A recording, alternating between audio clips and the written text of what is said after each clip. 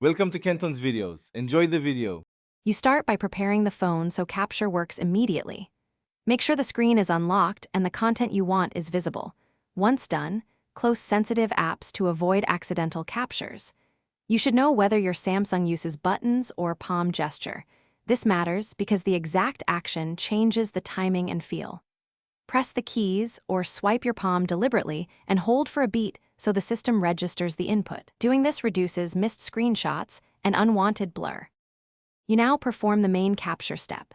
If your model uses buttons, press power and volume down together quickly. Holding too long triggers restart. If gestures are enabled, sweep the edge of your hand across the screen with steady contact. Practice once to get timing right. Alternatively, use the quick panel shortcut or trigger Bixby/Assistant by voice to say, "Take a screenshot." These methods avoid hardware input and work well when your hands are occupied. Make sure to watch the flash or animation that confirms success. You finish by saving and refining the result. Tap the preview to crop, annotate, or share right away. This keeps you from losing context.